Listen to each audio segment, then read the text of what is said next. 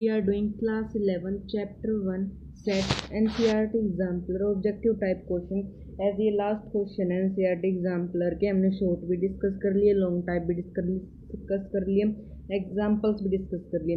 इसके बाद हमारा चैप्टर नंबर 1 कंप्लीट हो जाएगा। अब हम चैप्टर नंबर 2 स्टार्ट करेंगे अपनी नेक्स्ट वीडियो से जो है रिलेशन एंड फंक्शन। उसमें हम पहले NCERT फिर एग्जाम्पल सब कवर करेंगे। तो स्टार्ट करते हैं क्वेश्चन नंबर 29 से। क्वेश्चन नंबर 29 कहता है suppose A1 A2 3 are 30 sets each having 5 elements, B1 B2 Bn are n sets each have with 3 elements.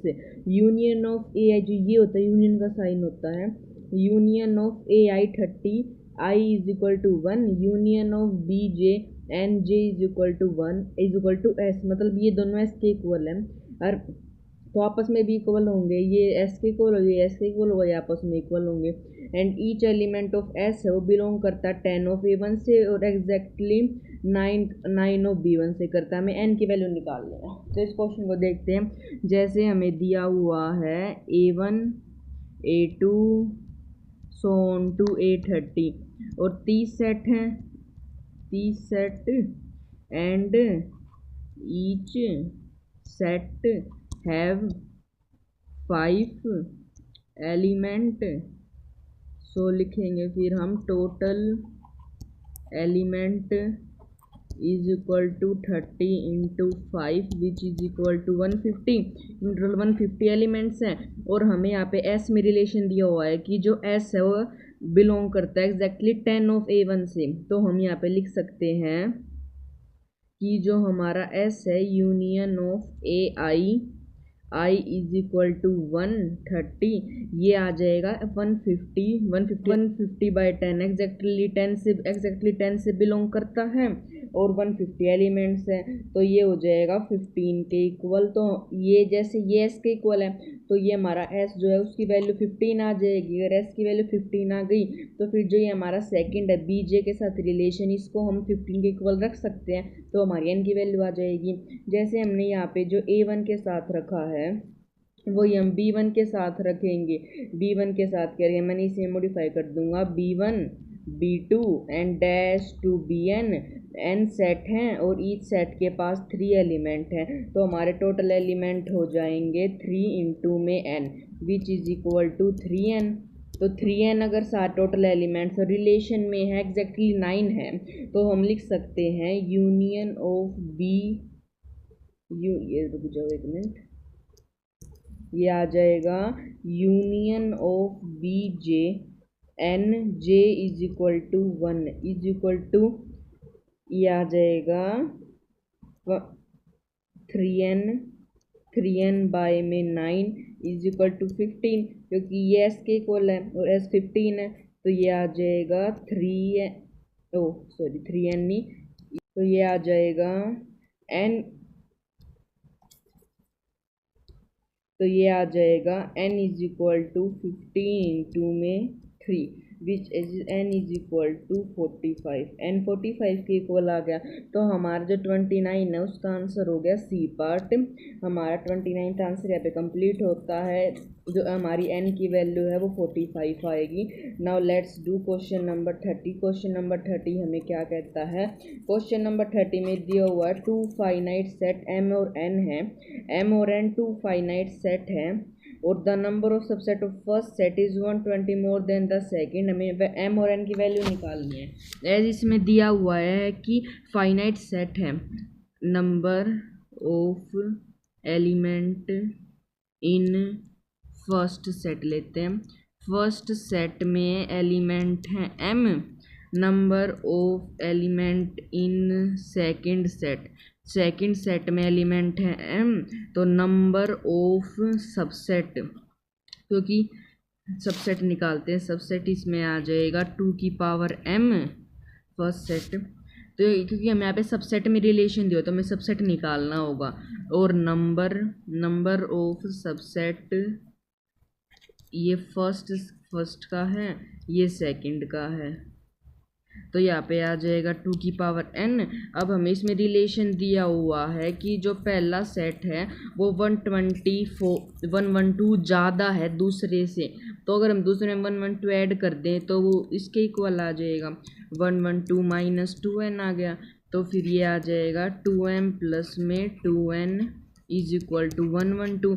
अगर हम इसमें से 2m minus common 2n common ले तो इसमें से भी n, जैसे हम किसी में से कुछ कॉमन लेते तो वो उसमें से सब्ट्रैक्ट हो जाता, तो m में से n सब्ट्रैक्ट हो जाएगा।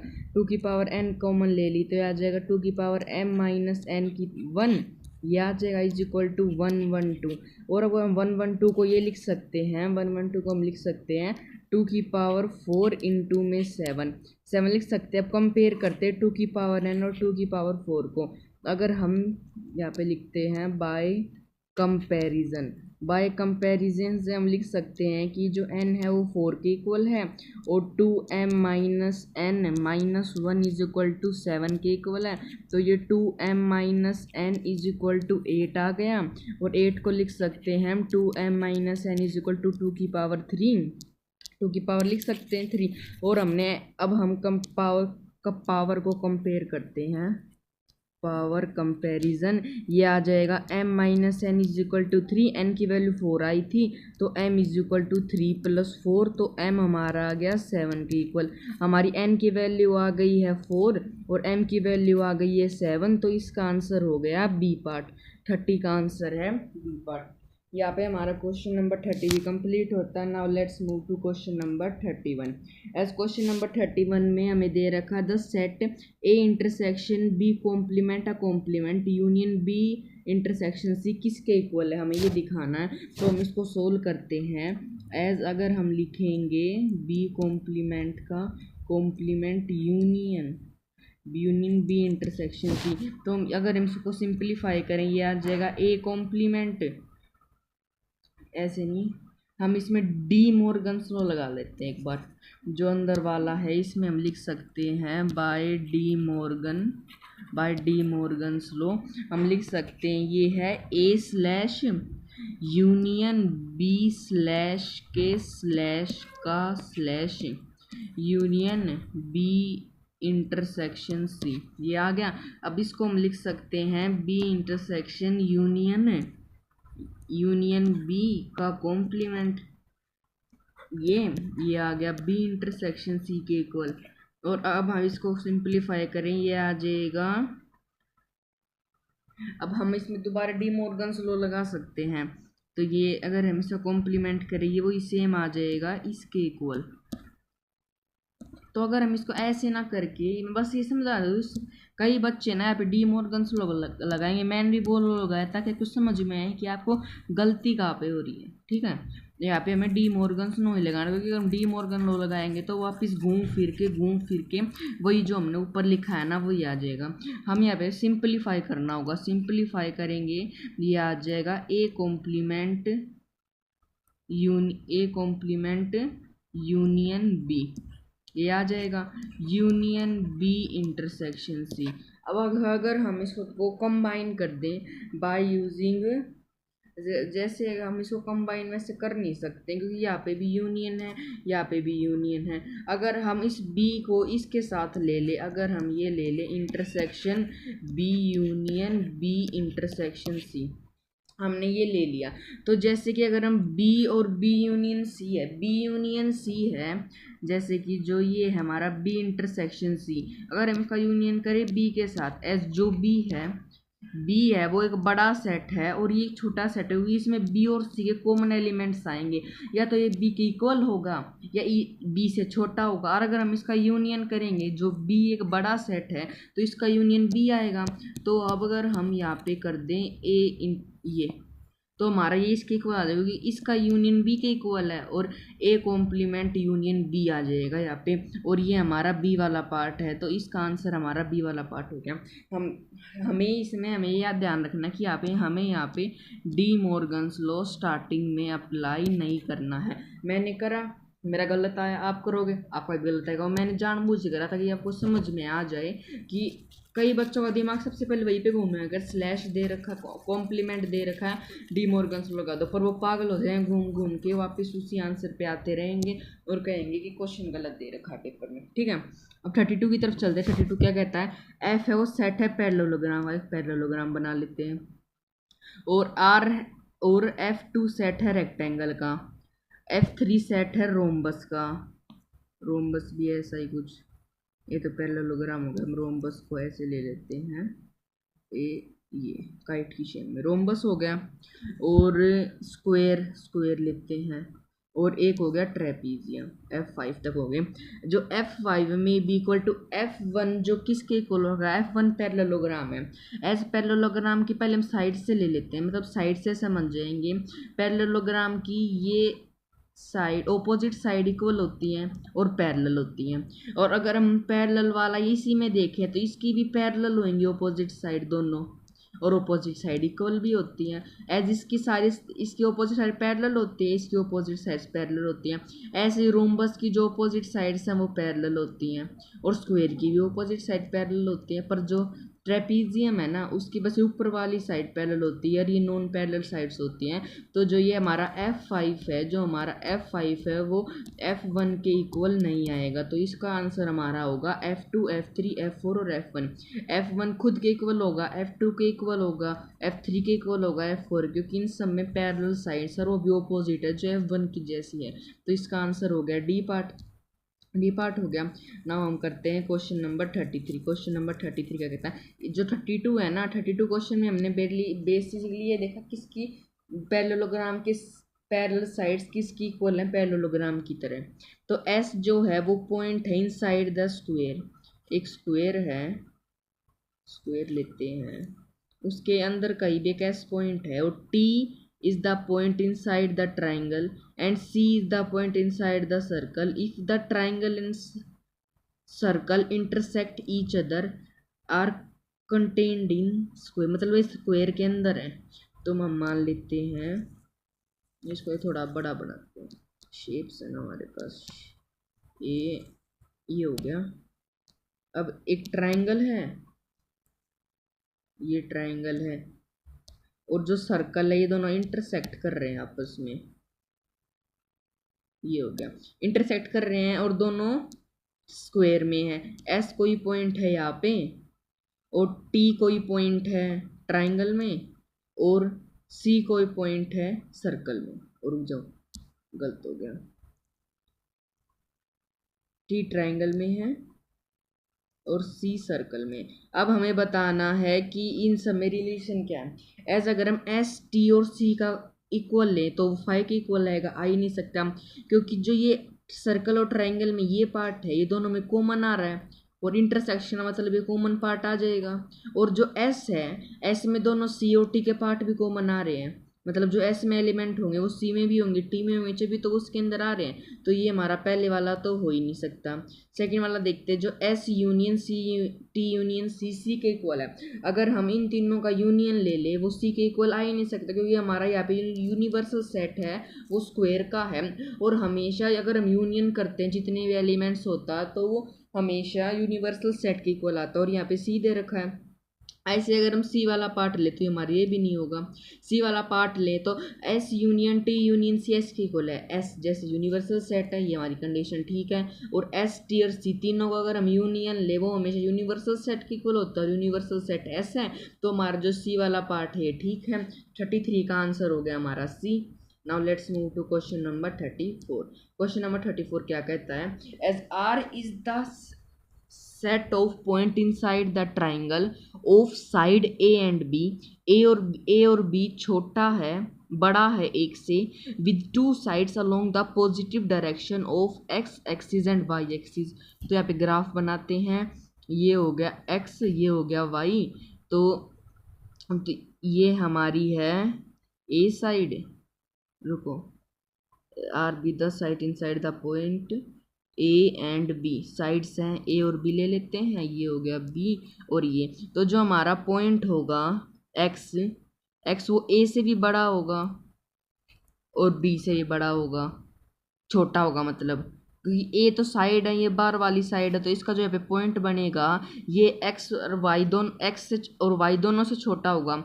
यानी कि जो एक्स पॉइंट है वो ए से छोटा होगा और वाई पॉइंट बी से छोटा होगा। पहले ये कंडीशन लिख लेते हैं, जो हमारा एक्स है वो छोटा है ए से और वाई हमारा छोटा है बी से। और हमें दूसरी कंडीशन दे रखी है दोनों बड़े हैं ए से, यानी कि ये भी बड़ा है 1 से और ये भी बड़ा है 1 से। भी चेक करते कि ये कंडीशन हमें क्या दे रखी है, कहाँ दे रखी है, एज आर एक्स वाई 0, तो ये हमारा डी वाला पार्ट इसका आंसर होगा। डी वाले में ये कंडीशन हमारी पूरी सेटिस्फाइड दे रखी है। ठीक है, now let's move to question number 35। Question number 35 हमें क्या कहता है वो देखते हैं। क्वेश्चन नंबर 35 में कह रखा है, इन आ क्लास 60 स्टूडेंट हैं, 25 क्रिकेट खेलते हैं, 20 स्टूडेंट टेनिस खेलते हैं, 10 student play both the games खेलते हैं। हमें निकालते हैं जो कुछ भी नहीं खेलते। As number of student class में, मतलब यूनिवर्सल सेट 60 दे रखा है। जो क्रिकेट खेलते हैं वो हमें दे रखे हैं 25, जो टेनिस खेलते हैं वो हमें दे रखे हैं 20, और जो बोथ गेम खेलते हैं यानी कि सी इंटरसेक्शन टी वो हमें दे रखे हैं 10। हमें निकालना है एन सी यूनियन टी का कॉम्प्लीमेंट निकालना है। यही वो बच्चे होंगे जो नहीं खेलते होंगे। पहले हम निकालते हैं एन सी यूनियन टी, जो कि होता है N C plus N T minus में एन सी इंटरसेक्शन टी। ये मैंने पहले लॉन्ग क्वेश्चन में बहुत बार समझाया, तो अब समझाने की जरूरत है नहीं दोबारा। तो हम N union C union T निकालते हैं यहाँ पे, जो कि 25 प्लस 20 माइनस 10 के इक्वल है। तो ये हो गया 45 माइनस 10। तो हमारा जो सी यूनियन टी है, सी यूनियन टी हमारा आ गया 35 के इक्वल। और हमें अब इसका कॉम्प्लीमेंट निकालना है। अगर हमें इसका कॉम्प्लीमेंट निकालना है सी यूनियन टी का, तो हम यूनिवर्सल में से सब्ट्रैक्ट कर देते हैं इसको। यूनिवर्सल सेट हमें दे रखा है 25, वो यूनिवर्सल सेट हमें दे रखा है 60, और हमारा सी यूनियन टी जो है वो आ गया 35 के इक्वल। तो हम यहाँ पे लिख सकते हैं -35, ये आ गया 25 के इक्वल। तो 25 बच्चे ऐसे हैं जो कोई भी गेम नहीं खेलते, तो इसका आंसर हो गया बी पार्ट, एस 20 का आंसर हो गया। अब 36 क्वेश्चन करते। 36 क्वेश्चन हमें क्या कहता है, MCQ। In a town of 840 people, 40 person Hindi पढ़ते हैं। यूनिवर्सल सेट हमें दे रखा है 40 और हिंदी का सेट दे रखा है 450। इंग्लिश पढ़ते हैं 300 स्टूडेंट्स, 20 जो हैं वो पढ़ते हैं बोथ, और 200 बोथ पढ़ते हैं बताना, जो कुछ भी नहीं पढ़ते। इसमें भी हमें यही वाला निकालना होगा। एज इन सब क्या आगे एन लगा लेना पेपर में। ठीक है, पेपर में मतलब रफ में करनी चीज़ें हैं, मतलब खोल के बैठ जाना पूरा। वहाँ पे एक शीट भर दी सी मैम, MCQ 1 नंबर में आएगा, टीचर को बस आंसर से मतलब है। ठीक है, पहले हम निकालते हैं पहले हम निकालते हैं हिंदी और इंग्लिश का यूनिवर्सल सेट, जो कि आएगा, हम इसको थोड़ा शॉर्ट फॉर्म में कर लेते हैं। ठीक है, बस आप समझ जाना। ये आ जाएगा 450 प्लस में 300 माइनस में 200 के इक्वल। ये आ जाएगा 450 प्लस में 100, ये आ गया 550 के इक्वल। अब इसको हमें यूनिवर्सल सेट में से माइनस करना होगा। एज यूनिवर्सल सेट हमें दे रखा है 840 में से अगर हम 550 माइनस करें 0 और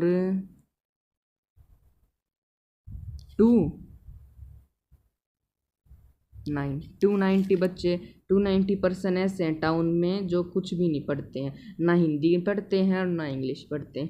ठीक है, now let's move to question number 37।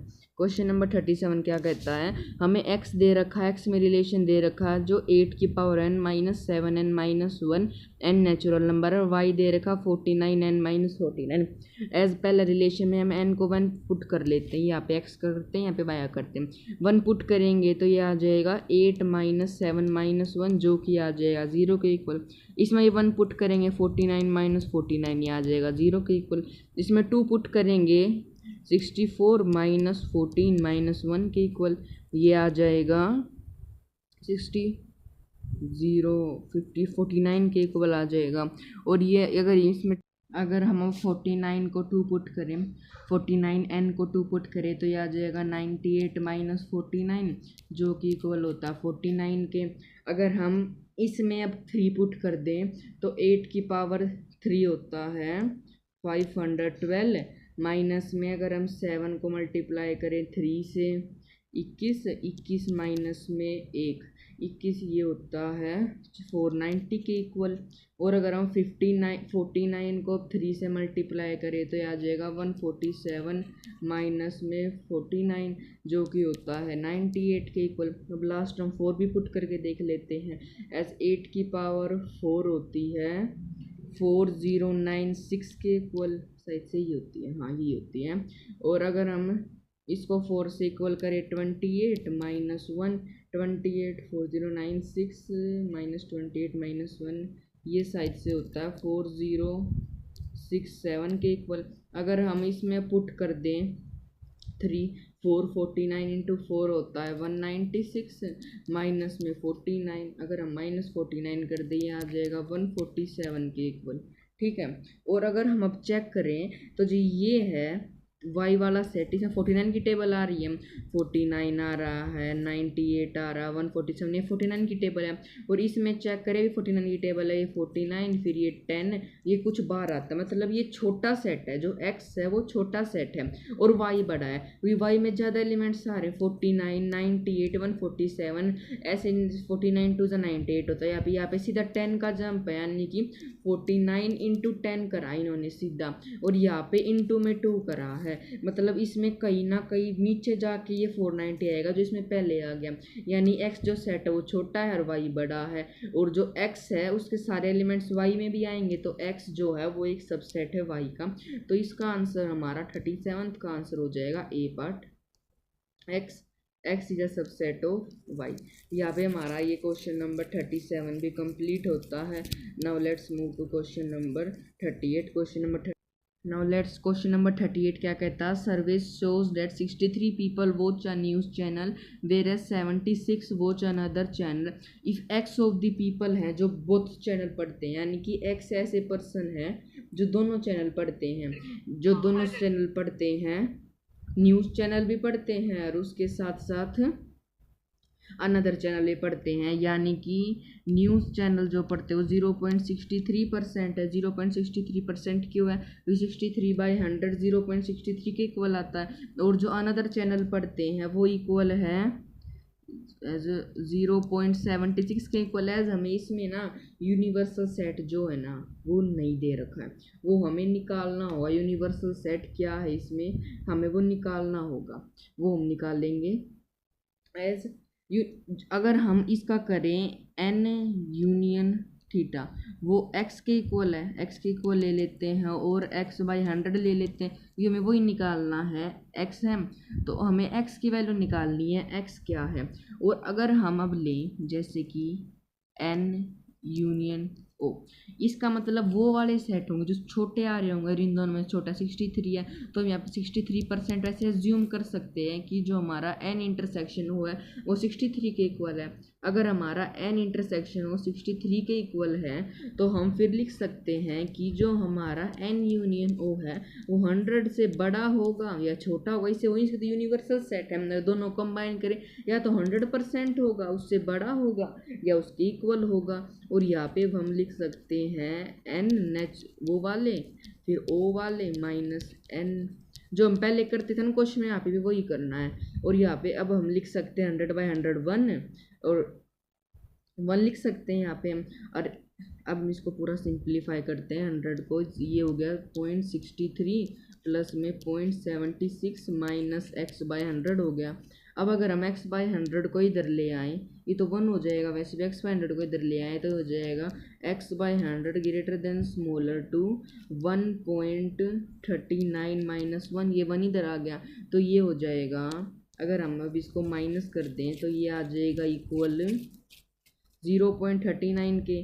तो हमारा x/100 जो है वो ग्रेटर देन इक्वल टू 0.39 आ जाएगा। एज 0.39 का जो x है वो ग्रेटर देन 39 आ जाएगा, ये ऊपर चला गया एक ही सिचुएशन है। और हमने लिया था एक वो सिचुएशन ली थी वहाँ पे कि जो हमारा होगा n यूनियन o है वो 63% के इक्वल भी होगा या 63 से छोटा होगा या उसके इक्वल होगा।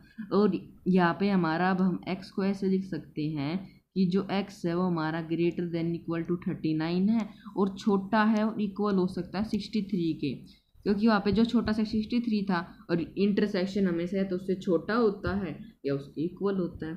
तो हमारा इसका आंसर हो जाएगा सी पार्ट। यहाँ पे हमारा जो ये क्वेश्चन नंबर जो भी 38 है वो हमारा कंप्लीट होता। Now let's move to question number 38 39। Question number 39 हमें क्या कहता है वो करते हैं। अब इस क्वेश्चन नंबर 39 में हमें क्या रखा है, if set A and B set है वो डिफाइंड है ऐसे, जो y है वो 1/x है और y है 1/, तो हमें इसका मतलब हमें दे रखा है जो 1/x वो -x के इक्वल है, और ये कभी हो ही नहीं सकता। अगर हम x की वैल्यू यहाँ पे 1 ले लें तो ये तो हो जाएगा 1 और ये हो जाएगा -1, ये नॉट इक्वल आ गया। x की वैल्यू अगर हम 2 ले लें तो ये आ जाएगा 1/2 और ये हो जाएगा -2, जो इक्वल हो ही नहीं सकता। यानी कि इन दोनों का आंसर हमेशा 5 आएगा। ये दोनों कभी इक्वल हो ही नहीं सकते, ये हमारी कंडीशन सेटिस्फाइड है ही नहीं, तो इसका इंटरसेक्शन हमेशा 5 आएगा। तो इसका आंसर हो गया सी वाला पार्ट। ये ऐसे क्वेश्चन हमें लॉजिक लगाना होता तभी होंगे, ये क्वेश्चन वैसे बिल्कुल भी नहीं होंगे। Now let's do question number 40। Question number 14 में हमें ए और बी दो सेट दे रखे हैं, हमें बताना है कि A intersection B union C किसके इक्वल है। तो अगर हम लिखें अब A intersection A union B किसके इक्वल है, हम इसमें डिस्ट्रीब्यूटिव लॉ लगा लेते हैं। ये आ जाएगा A intersection A union A intersection B के equal. As A intersection A के इक्वल होता है, ये आ जाएगा ऐसे आ गया। और अगर हम ए और ए इंटरसेक्शन बी है, अगर हम इन दोनों इसका यूनियन ले तो ए के इक्वल आएगा, क्योंकि ए इंटरसेक्शन बी में तो ए के भी एलिमेंट आएंगे, बी के भी कॉमन एलिमेंट्स आएंगे, और ये एक पूरा ए सेट है तो यही वाला बड़ा होगा, डोमिनेटिंग होगा। तो हमारा 40 का आंसर हो गया ए। 40 का आंसर ये हो गया। Now let's do question number 41। Question number 41 हमें क्या कहता है, एस क्वेश्चन नंबर 14 में हमें दे रखा ए की वैल्यू दे रखी है, बी की वैल्यू दे रखी है। हमें सेट ऑफ नेचुरल नंबर निकालना है जिसमें हमें दे रखा है A complement intersection A union B intersection B complement, हमें ये दे रखा है यहाँ पे। हमें अब इसमें वैल्यू निकालनी है कि ये किसके इक्वल आएगा। ठीक है, अब हम जैसे कि अब इसको सिंपलीफाई करें, जैसे हमने सीखा था as A intersection B complement होता है ए माइनस बी के इक्वल, तो हम यहाँ पे लिख सकते हैं A intersection union A intersection B minus में बी, ये इसके इक्वल आ गया। हम लिख सकते हैं इसको, यहाँ पे दिमाग जरूर चलेगा बच्चों का, सबका ही चलता है कि ऐसे दे रखा है तो उसको ऐसे लिख लो, इंटरसेक्शन की फॉर्म में ले आओ। ठीक है, उसके बाद हम लिखेंगे, पर हमें ऐसा करना नहीं है, डी मॉर्गन्स लॉ यहाँ पे नहीं लगेगा। यहाँ पे अगर आपको साफ साफ दिख रहा है तो यहाँ पे हम डिस्ट्रीब्यूटिव लॉ लगा सकते हैं। मैं गलतियाँ कर रहा हूँ क्योंकि कई सब बच्चे वही गलतियाँ करेंगे, तो आपको पहले हो जाएगा कि सर ने भैया ने वो गलती करी थी तो मुझे वो गलती नहीं करनी। तो ये हो जाएगा ए कॉम्प्लीमेंट यूनियन, इसका कॉम्प्लीमेंट लेंगे उसके साथ A intersection B complement union B intersection B complement by distributive law, और बी इंटरसेक्शन बी कॉम्प्लीमेंट 5 के इक्वल होता है, तो हम यहाँ पे लिख सकते हैं A intersection B complement union 5, और यूनियन करेंगे तो ये हमेशा बड़ा सेट होगी, तो एम्प्टी सेट है, कुछ भी नहीं है इसमें, तो ये आ जाएगा union A intersection B complement. यहाँ तक हो गया। इसके बाद हम देखते हैं यहाँ पे ब्रैकेट लग गया, और हमारा जैसे कि ए इंटरसेक्शन ये 5 है, ये ए के इक्वल है, ये लिख दोगे तो फिर यहाँ पे समझ जाएगा सर की क्या है। अब यहाँ पे दोबारा डिस्ट्रीब्यूटिव लॉ लगाएंगे, इसमें हमें डिस्ट्रीब्यूटिव लॉ से क्या कहना है, तो हम कहेंगे A intersection A complement union A intersection A complement union B complement. ये तो होता है यूनिवर्सल सेट के इक्वल। यूनिवर्सल सेट का अगर हम इंटरसेक्शन ले ले ए इसके साथ तो वो हमेशा यूनिवर्सल सेट है, यूनिवर्सल एज वो हमेशा यूनिवर्सल सेट क्यों आएगा, क्योंकि आप जैसे देखो मैं अच्छे से समझाता हूँ इसको। पहले तो हम इसको लिख लेते हैं, ये डी मॉर्गन्स लॉ है। डी मॉर्गन्स लॉ से जैसे हमने ये लिख लिया इसको, अब इसके बाद अगर हम यूनियन, वेट अ मिनट, ये यहाँ पे ये इंटरसेक्शन क्यों लिखा गया, ये ऐसे नहीं होगा, यहाँ पे आएगा यूनियन का यूनियन, वो मतलब यूनिवर्सल सेट का यूनियन। जो यूनिवर्सल सेट का यूनियन लेंगे हम ए इंटरसेक्शन बी कॉम्प्लीमेंट के साथ, वो आएगा एन यूनिवर्सल सेट के इक्वल। और यहाँ पे यूनिवर्सल सेट क्या हो सकता है, यूनिवर्सल सेट नेचुरल नंबर ही हो सकते हैं, क्योंकि नेचुरल नंबर 1 2 3 4 5 6 लेके इनफाइनाइट 18 तक जा रहे हैं। और एन है वो नेचुरल नंबर दे रखा है यहाँ पे। जैसे अगर हम लें यहाँ पे जो हमारे एलिमेंट्स दे रखे हैं यहाँ पे 1 2 3 4 5 6 17 तक दे रखे हैं, और ये सारे नेचुरल नंबर हैं, और तो हमारा यूनिवर्सल सेट होगा वो भी हमारा एक नेचुरल नंबर ही होगा। इसके बाद हम क्वेश्चन नंबर 42 करते हैं। क्वेश्चन नंबर 42 क्या कह रहा है, एज क्वेश्चन नंबर 42 में हमें दे रखा है एस जो है वो पॉजिटिव मल्टीपल ऑफ 3 है less than 100। Positive multiple of 3 less than 100 का मतलब है 3 6 9 सो ऑन टू 99 है, वो भी है। और अगर हम इसमें अब जैसे आपने AP तो करा होगा पिछले साल, ये A हो गया 3 के इक्वल D, कॉमन डिफरेंस हो गया 3 के इक्वल। हमें इसमें AN की वैल्यू निकालनी है जो कि आएगा 3 प्लस में n-1। 3 के इक्वल AN 99 है इज इक्वल टू 3 प्लस में 3n -3 के इक्वल, ये इससे कट गया तो 99 is equal to 3n, n is equal to 33। मतलब 33 ऐसे हैं, मतलब 33 है इसमें n, मतलब 33 मल्टीपल है लेस देन 100 जो 3 से डिविजिबल होंगे। तो हमारी यहाँ पे n की वैल्यू जो है n ऑफ s की वैल्यू आ गई 33, और n of p prime number जो लेस देन 20 है वो 8 ही होते हैं। आप काउंट करके देख सकते हो 8 ही होंगे। अगर हम अब इसको ऐड करें तो ये 41 के इक्वल आएगा। और जो हमारा बी वाला पार्ट है 41 है, यहाँ पे गलती से मिस प्रिंटिंग 31 है, 41 आंसर है, और 41 इसका आंसर आएगा।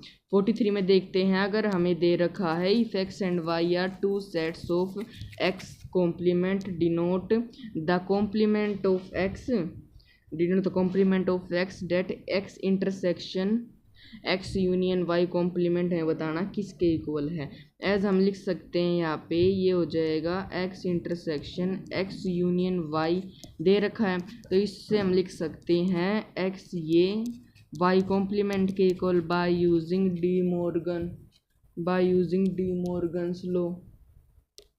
डी मॉर्गन्स लॉ से हम ये लिख सकते हैं। और डी मॉर्गन्स लॉ से अगर हम इसको डिस्ट्रीब्यूटिव लॉ से ओपन करेंगे ये आ जाएगा x इंटरसेक्शन और union x intersection y dash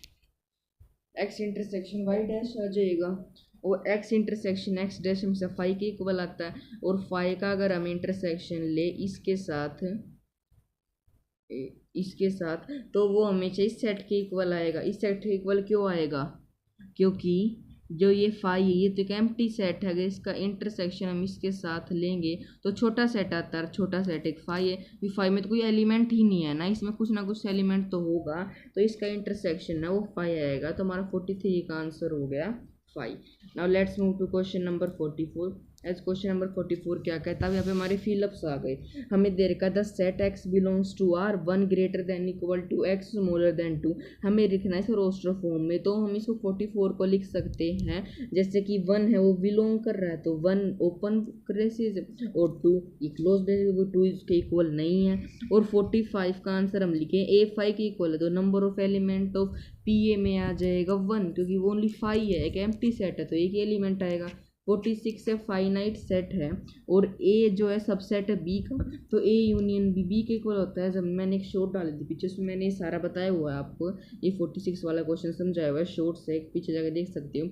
और ये 47 क्वेश्चन तो बस कितनी बार करा हमने, A - B होता है A इंटरसेक्शन B कॉम्प्लीमेंट के इक्वल, तो हमने प्रूव करके भी देखा 1-2 बार। तो पावर सेट ऑफ सेट में कितने एलिमेंट आएंगे 1 और 2 में, एज पावर सेट कुछ नहीं तो सब सेट ही निकाल दो। इसके एक होता है 5, एक 5 हो गया, 5 को करली ब्रेसिस में डालते 5, उसके बाद हो गया 1, उसके बाद हो गया 2, उसके बाद हो गया 1 और 2, ये हो गए इसके पावर सेट के एलिमेंट्स। और हमें गिव दे रखा है A ये है, B ये है, C ये है, हमें निकाला यूनिवर्सल सेट, यानी यूनिवर्सल सेट इसका होगा 0 1 2 3 भी है, 4 भी है, 5 भी है, 6 भी है, पर 7 नहीं है। ये यूनिवर्सल सेट हो गए। 49 का आंसर है एज 50 ले यूनिवर्सल सेट हमें ये दे रखा है, A हमें ये दे रखा है, B ये दे रखा है, C ये दे रखा है। तो हमें निकालना है B यूनियन C का कॉम्प्लीमेंट। एज पहले B यूनियन C निकालते हैं। B यूनियन C आ जाएगा 2 3 4 6 7 8। अगर हम इसका कॉम्प्लीमेंट ले यूनिवर्सल्स में से वो हटा दो 1 5 9 10, ये आ गया हमारा फर्स्ट पार्ट का आंसर। और सी माइनस ए आएगा जो बी के एलिमेंट्स है 2 4 6 7 जो भी है सी में से हटा दो, तो हमारा जो सी माइनस ए है, मतलब हमें एक एलिमेंट्स हटाने हैं, तो सी में एक एलिमेंट्स आ रहे हैं 2 3, वो हटा दो ये, तो ये आ जाएगा सी के एलिमेंट्स फिर दो ही रह गए और वो हैं 4 और 8।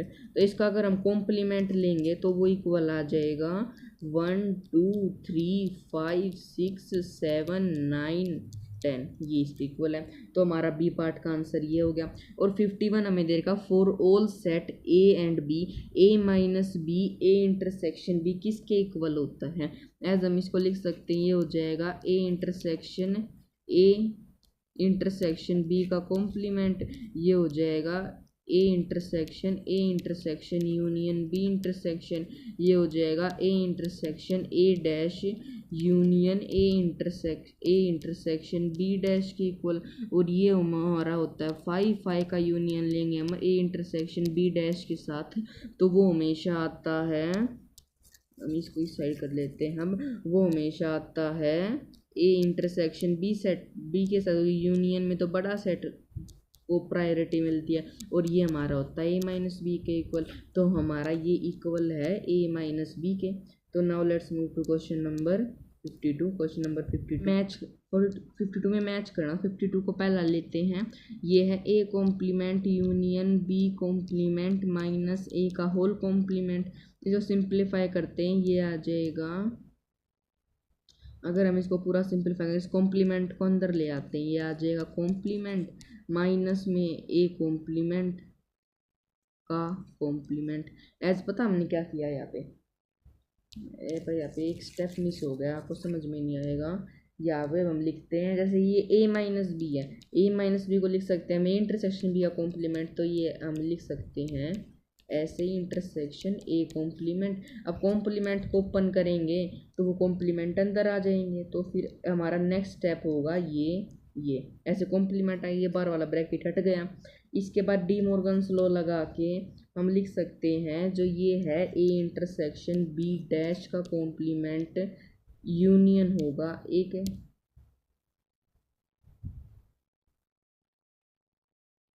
वेट अ मिनट,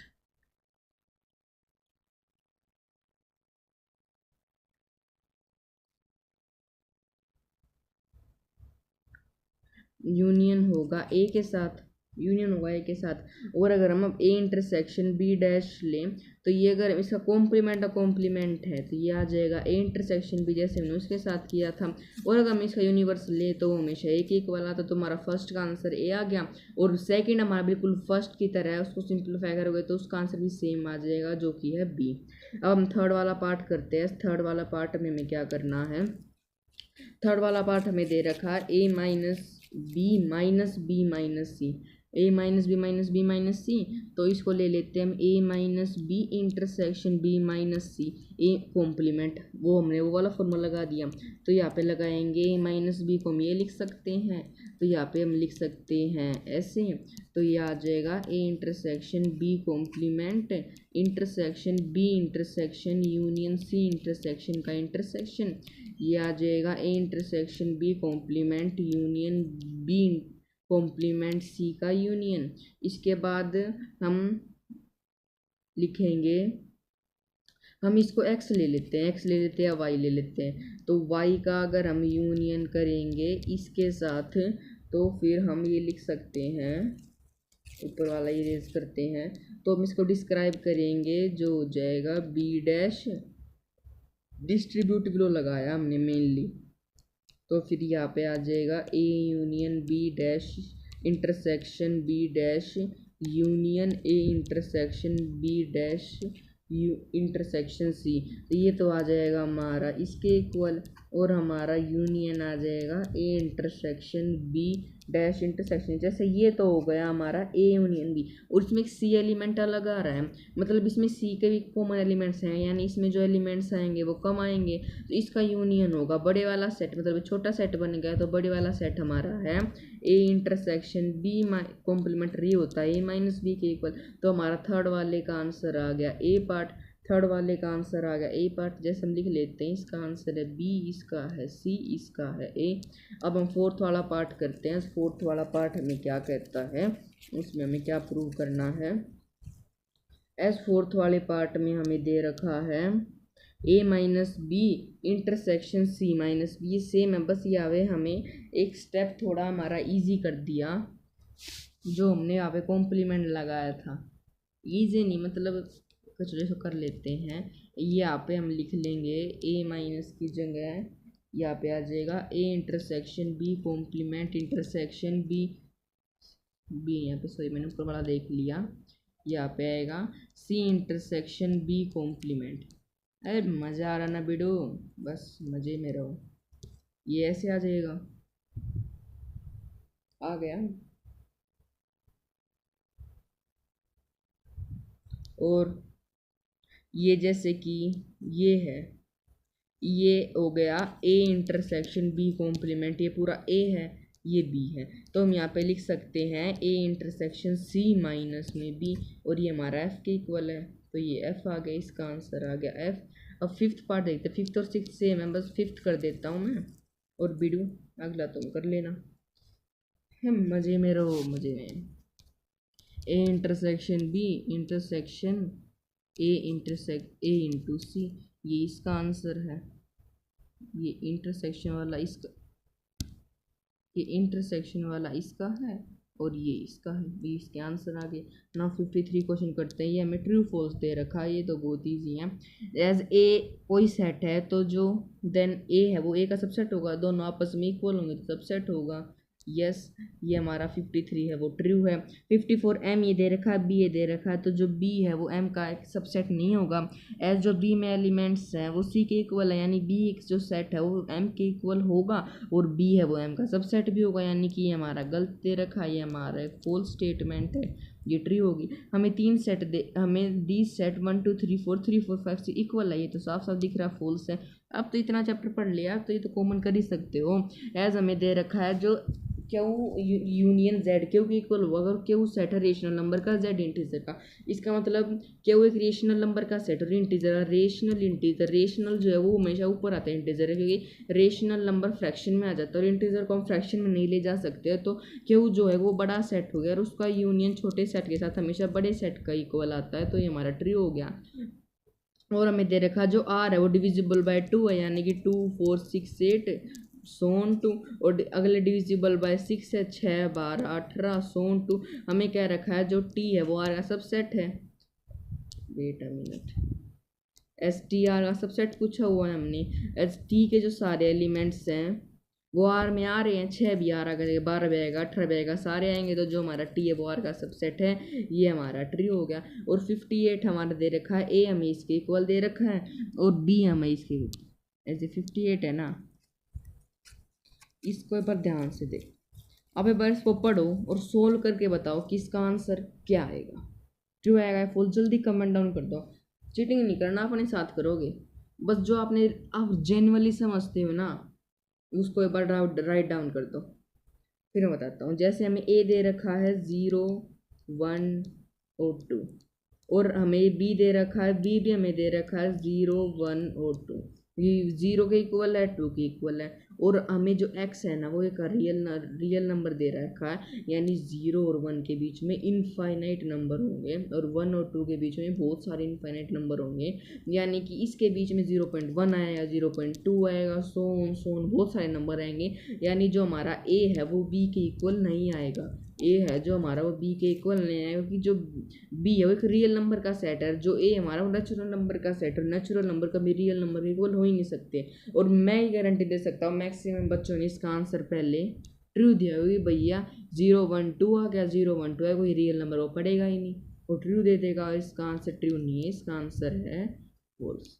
ठीक है, यहाँ पे हमने मजे मजे के साथ एनसीईआरटी एग्जाम्पलर और एनसीईआरटी चैप्टर 1 की पूरी कंप्लीट कर दिया है। यहाँ पे हमारा चैप्टर नंबर 1 कंप्लीट होता है। अब चैप्टर नंबर 2 रिलेशन और फंक्शन, जो हमारा नेक्स्ट चैप्टर है एनसीईआरटी का, वो हम स्टार्ट करेंगे मेरे हिसाब से अगले वीक में, और उससे अगले वीक में वेडनेसडे थर्सडे तक चैप्टर नंबर 2 भी हम कंप्लीट कर ही देंगे, आई होप टू।